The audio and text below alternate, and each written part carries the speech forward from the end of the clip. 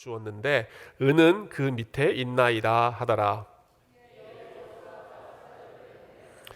장막에 달려가 본즉 물건이 그의 장막 안에 감추어져 있는데 은은 그 밑에 있는지라. 그들이 그것을 장막 가운데서 취하여 여호수아와 이스라엘 모든 자손에게 가지고 오매 그들이 그것을 여호와 앞에 쏟아 놓으니라.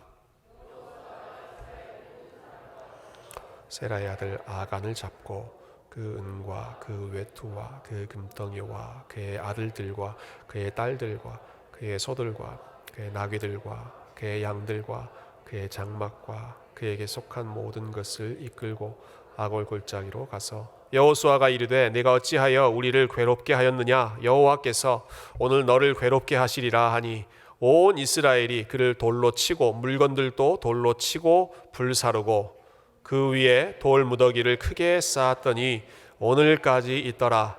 여호와께서 그의 맹렬한 진노를 그치시니 그러므로 그곳 이름을 오늘까지 아골 골짜기라 부르더라. 아멘. 저희 교회가 속해 있는 신학적인 전통이라고 할까요? 교단이 장로교회입니다. 장로교회에서 제일 중요하게 생각하는 신앙 고백이 있습니다. 사람의 제일 된 목적이 무엇인가 하는 질문이죠. 그러니까 어린 아이들에게 제일 먼저 가르치는 교리 문답이 바로 이 질문인데요. 여기에 대한 답이 무엇입니까? 사람의 제일 된 목적은 무엇이다? 하나님을 영화롭게 하고 그분을 영원토록 즐거워하는 것이다. 혹시 스크린에 답이 나오지 않나 기대하셨을지 모르겠습니다. 저에게서 답이 나옵니다. 하나님을 영화롭게 하고 그분을 영원토록 즐거워하는 것, 이것이 사람의 제일 된 목적이다. 우리가 그 목적을 다하기 위해서 오늘도 우리가 함께 예배하고 있는 것이죠. 여러분, 그런데 하나님을 영화롭게 한다, 하나님께 영광을 돌린다. 우리가 어떨 때 우리 하나님께 영광을 돌립니까? 우리가 일반적으로 하나님의 영광을 생각할 때는 뭔가 아주 스케일이 크고 하나님께서 큰 승리를 거두셨을 때를 생각합니다. 하나님께서 요단강을 가르셨을 때, 하나님이 여리고성을 무너뜨리셨을 때, 할렐루야, 우리 하나님 영광 받으시옵소서, 하나님께 영광을 마음껏 드리죠. 반면에 우리가 지난주에 함께 살펴봤던 그러한 사건들은 어떨까요? 이스라엘 백성들이 전쟁에 나갔는데 크게 패배했습니다. 하나님 앞에 범죄한 그 죄 때문에 크게 패배했습니다. 이때는 하나님의 영광 없어. 우리 그렇게 생각하기 쉬울 것입니다. 제가 신학교 다닐 때 교수님께서 강의하신 내용 중에 참 기억나는 내용이 하나님의 영광에 대한 설명이었습니다. 그분이 이렇게 설명하셨어요. 하나님의 영광은 무엇이냐? 잘 한번 들어보세요. 하나님의 하나님 되심이 드러나는 것이다. 역시 수준이 있으시네요. 고개를 끄덕이시면서 이해하신 것 같습니다. 하나님의 하나님 되심, 좀 말이 어렵지만 하나님이 하나님이라고 하는 사실이 드러나는 것, 그것 자체가 영광이다라는 것입니다. 우리 눈에 그냥 보기 좋은 그것만이 아니라 하나님이 하나님으로서의 모습을 드러내셨으면 그것이 영광입니다. 하나님이 능력으로 요단강을 가르고 여리고성을 정복하고 무너뜨리고 큰 능력을 발휘했을 때 하나님 맞으시군요. 영광 받으십시오. 혹은 하나님의 성품, 하나님의 인자하심, 하나님의 은혜, 정말 자격 없는 죄인, 계속해서 불평하고 원망하고 고집스러운 이스라엘 백성들, 그런데 하나님 포기하지 않고 끝까지 그들과 동행하시는 것. 오늘 성가대 찬양한 것처럼 어디 있든지 새벽 날개치며 바다 끝까지 가더라도 하나님 함께 하시는 하나님의 성품, 하나님의 인자하심. 이것이 하나님의 영광이군요. 하나님 이런 분이시군요. 지난주 사건을 좀 생각해 보십시다. 이스라엘 백성들이 범죄하여 하나님 앞에 징계를 받았습니다. 전쟁에서 싸워서 졌습니다. 패배했습니다. 아주 부정적인 결과입니다. 그러나 그것을 통해서 하나님이 가르쳐 주신 것이 있죠. 나는 거룩한 하나님이다. 너희 안에 조금이라도 죄가 남아있으면 너희들은 싸움에서 승리할 수 없다. 내가 너희와 함께 할 수 없다. 하나님 거룩하신 분이시구나. 하나님 이런 분이시구나 하는 것을 다시 한번 보면서 하나님의 영광을 생각하는 것입니다. 오늘 본문 보면 오늘 본문의 상황은 전쟁에서 패배한 이후에 우리가 왜 졌지? 이 원인을 분석하고 해결해가는 그러한 상황인데요. 여호수아가 이 문제를 시작하면서 제일 먼저 언급하는 말이 하나님의 영광이었습니다. 19절 한번 볼까요? 19절. 그러므로 여호수아가 아간에게 이르되 내 아들아 청하노니 이스라엘 하나님 여호와께 영광을 돌려 그 앞에 자복하고 내가 행한 일을 내게 알게 하라. 그 일을 내게 숨기지 말라 하니. 이 모든 문제의 근원이었던 아간을 이제 불러다 놓고 아간에게 묻는 것입니다. 내 아들아 청하노니 이스라엘의 하나님 여호와께 영광을 돌려라. 하나님의 영광을 여호수아가 언급하죠. 하나님께 영광을 돌려라. 지금 전쟁에서 패배하고 완전히 지금 망해 있는 그런 상황인데 하나님께 영광을 돌려라. 어떻게 영광을 돌립니까? 하나님 앞에 자복하고 네가 무슨 일을 했는지 하나님 앞에 낱낱이 이야기하고 다시 하나님 앞에 회개함으로 우리 안에 있는 이 죄의 문제를 우리가 제거하자. 우리를 다시 정결한 공동체로, 거룩한 공동체로 회복하는 것이 우리 하나님의 영광을 드러내는 것이다 말씀하는 것이죠. 전쟁에서 승리하고 모든 것이 원하는 대로 길이 활짝 열리고 그럴 때만 하나님의 영광이 드러나는 것이 아니라 실패하고 패배하고 지금 넘어진 상황이지만 다시 하나님께로 돌아가고 다시 마음을 정결하게 회복할 때 우리 하나님은 영광 받으시는 줄로 믿습니다. 오늘 저와 여러분이 함께 예배하는 이 시간이 또 함께 나누는 이 말씀을 통해 우리의 마음이 하나님 보시기에 아름다운 마음으로 하나님 보시기에 기뻐하는 거룩한 마음으로 그래서 하나님께 영광 돌릴 수 있기를 주님의 이름으로 축원드립니다. 자, 이 여호수아 앞에서 이제 아간이 자신이 무슨 잘못을 범했는지를 실토하기 시작하는데요. 하나님께 바쳐져야 할 물건을 아간이 가로챘죠. 훔쳤습니다. 그 물건들이 어떤 물건인지 한번 보실까요? 21절 보시면 이제 하나씩 이야기를 합니다. 내가 노력한 물건 중에 시날산의 아름다운 외투 한 벌과 제일 먼저 나오는 아이템이 뭡니까? 아름다운 외투 한 벌, 그걸 내가 훔쳤습니다. 아름다운 외투 한 벌.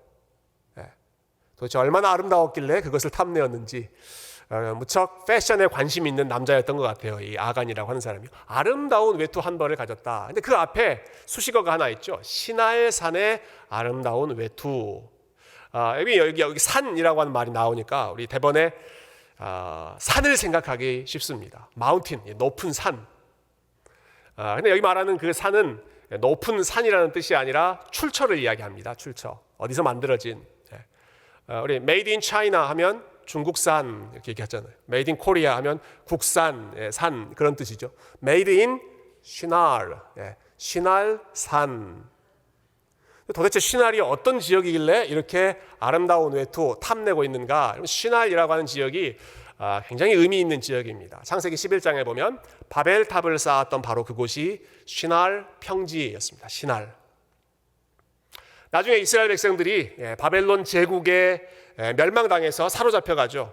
그들이 사로잡혀갔던 곳이 바로 시날 땅, 역시 시날입니다. 그러니까 이 시날이라고 하는 지역은 인간의 문화, 인간의 기술, 인간의 아름다움, 인간의 지혜가 최고도로 올라가 있는 바로 그 문화, 그 도시, 그것이 시날이고 Made in 시날, 아름다운 옷, 명품입니다. 명품이에요. 여러분 아간이 40년 동안 지금 광야 생활을 했습니다. 광야 생활, 참 빈곤한 그런 생활을 했겠죠. 입을 옷 그냥 한 벌로 근근히 살아오다가 여리고성에 딱 들어갔더니 거기에서 사람들이 입고 있는 옷이 걸려 있는데 Made in 시날. 이름부터가 고급스럽지 않습니까? 시날. 뭐 샤넬이랑 좀 비슷한 것 같기도 하고요. Made in 샤넬. 그 모습을 보고 눈이 휘둥그레지는 것이죠. 그 전에 보지 못했던 탐스러운 그 옷을 본인이 취한 것입니다. 뿐만 아니라 거기에 있던 은, 또 금, 이러한 덩어리를 가지고 집으로 가서 그것을 집으로 가지고 온 후에 아간이 어떻게 합니까? 21절 뒷부분에 보면 내가 그 물건들을 장막 가운데 땅 속에 감추었습니다. 다른 사람 보면 안 되니까 땅을 파놓고 그 안에 이 명품 옷, 메이드 인 쉬날 외투와 은과 금 이런 것들을 다 숨겨 놓았습니다. 땅을 파고 거기다가 감춰 놓은 것이죠.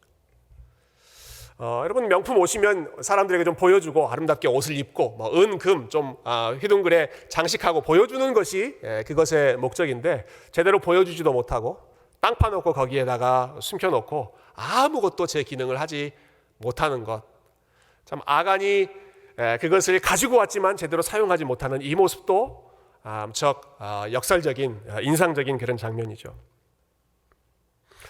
아간이 이렇게 이야기하니까 여호수아가 사람들을 보내서 직접 확인해 봤습니다. 진짜로 아간의 장막에 가니까 아간이 말한 그 모든 것들이 그대로 있었습니다. 그래서 원래 이것들은 다 하나님 앞에 바쳐져야 하는 것들이니까 다 가지고 와라. 다 가지고 와라.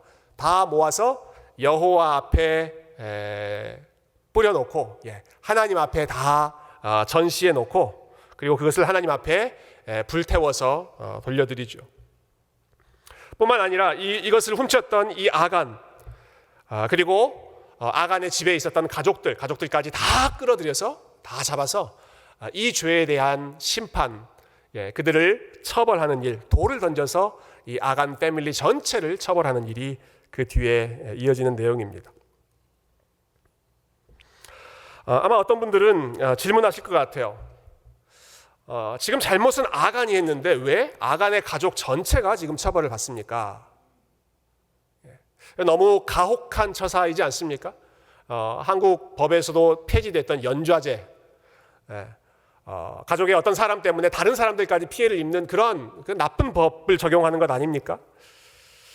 참 오해의 소지가 있는 그런 본문이어서 이 부분 조금 다른 본문과 연결해서 한번 생각해 보면 좋겠는데요. 여러분 신명기 24장 16절에 이런 말씀이 있습니다. 이 말씀과 한번 비교해 보시면 좋겠습니다. 하나님 이렇게 지시하셨어요. 아버지는 그 자식들로 말미암아 죽임을 당하지 않을 것이요 자식들은 그 아버지로 말미암아 죽임을 당하지 않을 것이니 각 사람은 자기 죄로 말미암아 죽임을 당할 것이니라. 분명한 원칙을 말씀하셨습니다. 아버지가 잘못했으면 아버지만 처벌해라. 자식이 잘못했으면 자식만 처벌해라. 내가 한 것 때문에 다른 가족들 피해 입지 않게 해라. 근데 왜 오늘 본문에서는 지금 아간이 훔쳤는데 아간의 가족들까지 다 처벌하는 것일까요? 우리 하나님이 한 입으로 신명기에서는 이런 말씀하셨다가 여호수아에서는 안 되겠다. 이거 내가 도저히 참을 수 없다. 다 데리고 와라. 이렇게 좀 과하게 적용하시는 것일까요? 여러분 이 상황을 우리가 좀 면밀히 생각해 본다면 자기 여리고성에 들어가서 그 물건을 처음 훔쳤던 사람은 분명히 아간이었습니다. 전쟁에 나선 사람은 성인 남성이었으니까요. 여성이 나가거나 자녀들, 어린 자녀들이 그 전쟁터에 나가지 않았을 것입니다. 아간이 보고 아간이 가지고 왔습니다. 그러나 그 물건을 집으로 가지고 온 이후의 상황은 어땠을지 여러분 한번 생각해 보시면 좋겠습니다. 집으로 가지고 온 이후에 아간이 명품 옷을 가지고 오고 은을 가지고 오고 금덩어리 무거운 그 금덩어리 끙끙대면서 들고 왔을 때 가족들이 아간을 보면서 뭐라고 했겠습니까? 가족들이 다 알았겠죠. 저것이 여리고성에서 지금 가지고 온 것이다. 여러분 이 당시에 그 집은 지금 저와 여러분이 살고 있는 그런 집이 아닙니다. 우리 집 부부의 방이 따로 있고 뭐 아이들 방 따로 있고 물건 넣는 스토리지 공간이 따로 있고 그래서 다 각자 다른 공간에 저장해 놓은 그런 공간이 아니라 텐트 생활을 지금 하고 있는 것입니다. 장막에서 생활하고 있습니다.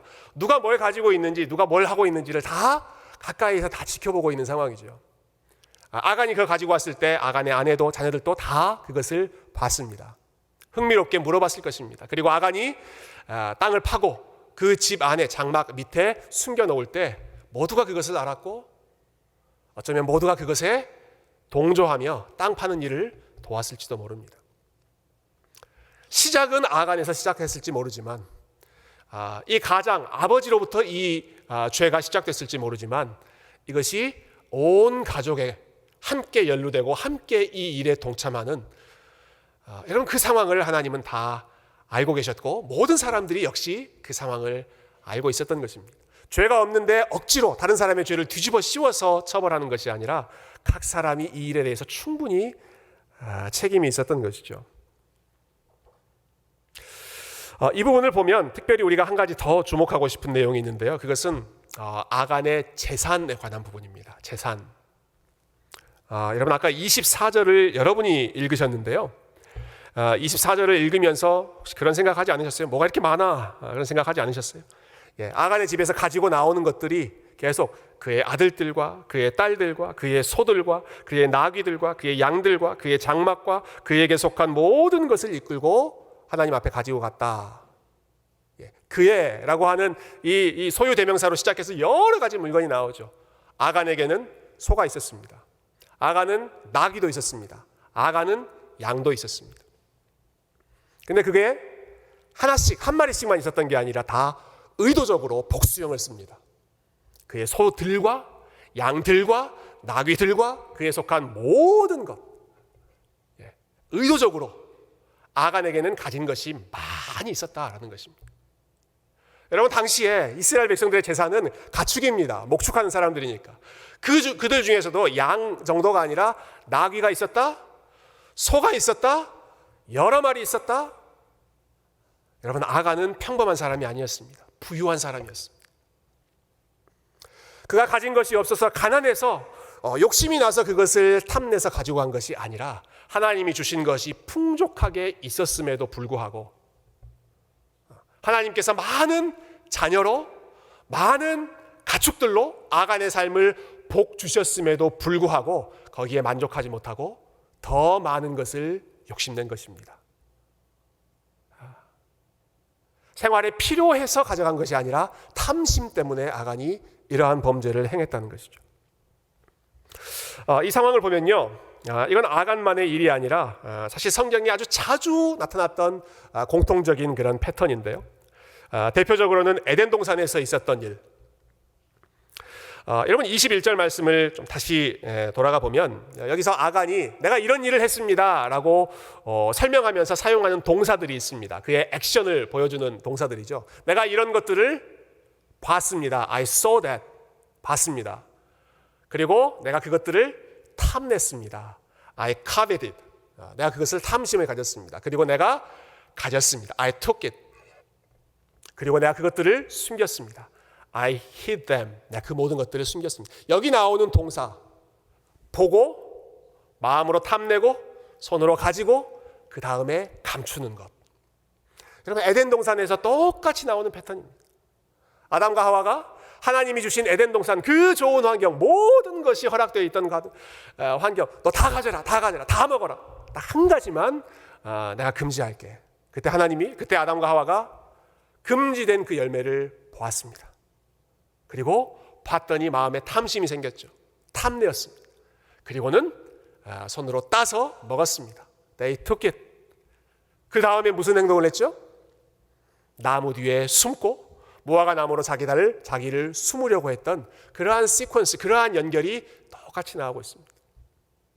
여러분 잘 알고 계시는 다윗도 마찬가지죠.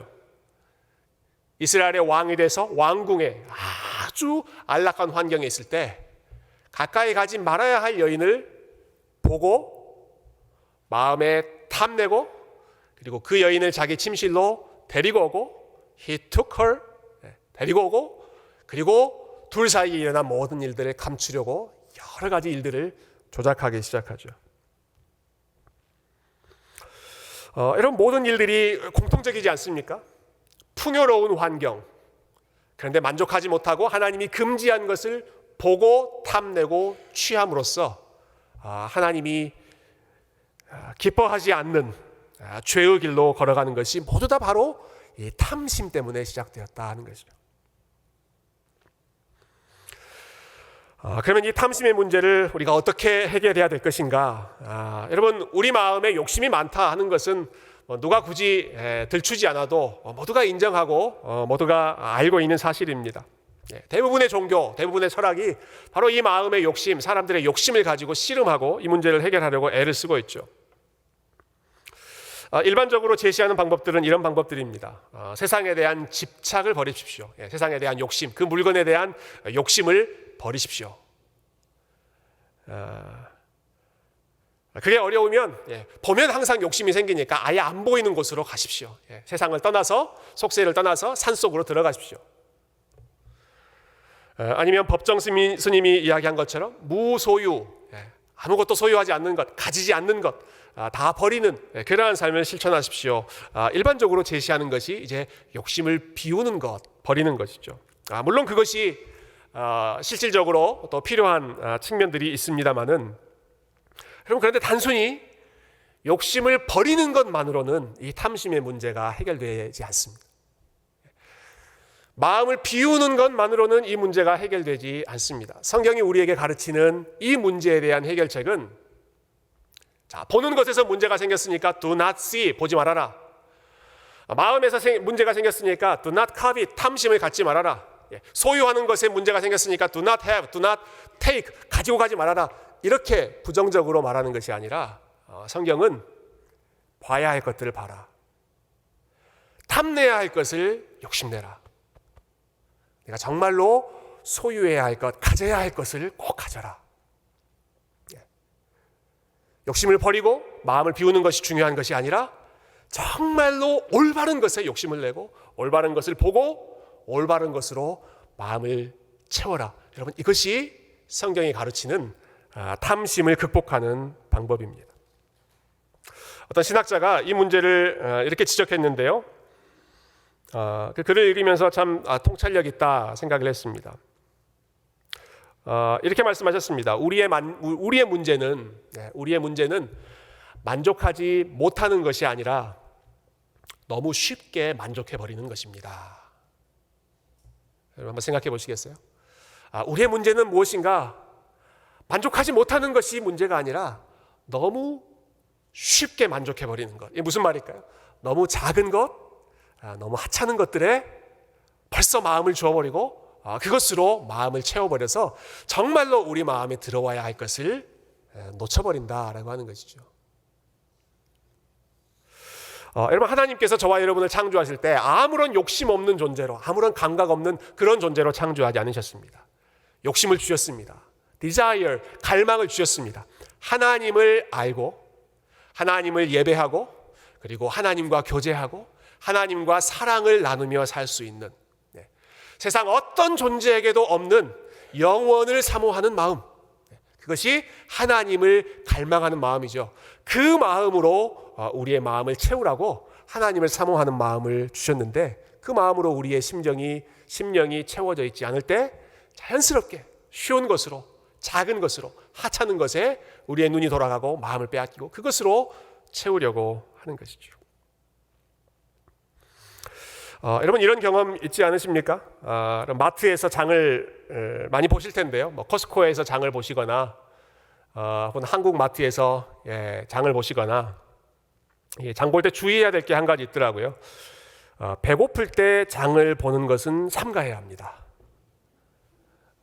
배고플 때 이 그로서리 쇼핑하는 것은 아주 손해를 보기 좋은 그런 상황입니다. 배가 허하고 배가 고플 때, 허기질 때는 이걸 보면 이것도 사고 싶고 저것도 사고 싶고 이것도 먹고 싶고 저것도 먹고 싶고 내가 이것도 먹을 수 있고 저것도 먹을 수 있고, 그때 다 먹을 수 있을 것처럼 보이지만 나중에 가지고 와보면, 또 영수증 들여다보면 이거 굳이 안 사도 되는 건데, 여러분 후회하실 때 있지 않으셨어요? 우리의 마음이 허하면, 우리의 영혼이 하나님으로 채워져 있지 않으면 반드시 이것도 원하고 저것도 원하고 이것도 쇼핑하고 저것도 가지고 오려고 하는 것이죠. 아담과 하와가 했던 것처럼 열매, 먹는 것에 집착을 하든지, 아니면 아간이 했던 것처럼 옷, 은, 금, 보여주는 것, 입는 것, 화려한 그런 것에 집착을 하든지, 아니면 다윗이 했던 것처럼 육체적인 쾌락, 성적인 욕망으로 탐닉하게 되든지, 모두가 겉으로 드러난 증상은 다르지만 마음속에 있는 근원적인 문제는 하나님으로 채워져 있지 않은, 하나님과의 관계가 뒤틀려 있는 것으로부터 모든 문제가 발생했던 것입니다. 여러분, 탐내지 말라는 명령은요, 우리가 잘 아는 10계명에도 들어있죠. 10번째 계명이 탐내지 말라인데요. 근데 이 10계명에 여러 가지 계명들이 있지만 그 중에서 이 탐내지 말라, 탐심에 관한 명령은 굉장히 특별하다고 할까요? 좀 유니크한 측면이 있습니다. 여러분, 다른 모든 명령은 그 일을 저지르면 처벌을 받습니다. 살인하지 말라. 살인하면 처벌을 받습니다. 간음하지 말라. 뭐 문화에 따라서 요즘에 많이 좀 느슨해진 부분들이 있지만 간음하지 말라. 간음하면 여전히 처벌을 받습니다. 도둑질하지 말라. 처벌받습니다. 속이지 말라. 거짓 증거하지 말라. 거짓 증거하면 속이면 처벌받습니다. 이 탐내지 말라는 어떤가요? 탐내지 말라. 우리 마음에 있는 이러이러한 욕심이 있다. 내가 이런 것들을 탐내고 있다. 내가 이런 것들을 더 가지고 싶어 한다. 그러한 욕심에 대해서 누가 당신은 그런 탐심이 있으니까 뭐 징역 몇 년 이렇게 선고할 수 있습니까? 그렇지 않습니다. 탐심은 실제로 처벌할 수 없는 그런 죄입니다. 그래서 누구나 쉽게 생각하는 죄입니다. 사실 이 시대는 우리의 욕심을 정당화하고 우리의 탐심을 더 부추기는 여러 가지 광고로 또 여러 가지 홍보 수단으로 우리가 이런 것도 더 가지도록 또 가질 수 있다고 부추기는 것이 이 시대의 분위기죠. 유튜브를 보면 얼마나 이런저런 광고들이 많습니까? 생각해보니까 참 재밌더라고요. 여러분, 유튜브에서 제일 인기 있는 그 프로그램들은 주로 먹방입니다. 먹방. 맛있는 것도 막 보여주면서 먹방 보여주죠. 그리고 나서 후회하면 또 다른 인기 프로그램, 다이어트 프로그램으로 갑니다.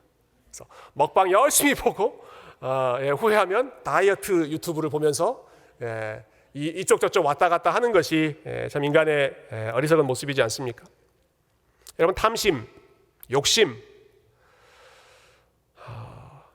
실제 법으로 이것을 처벌하지 않지만 그러나 모든 문제는 바로 여기서 나옵니다. 살인, 간음, 도적질, 속이는 것, 모든 것의 시작은 이 탐심으로부터 시작됩니다. 여러분, 그리고 탐심의 가장 큰 문제는 건강했던 관계, 우리의 삶에 풍요로움을 제공하는 그러한 관계가 깨어진다라는 데 있습니다.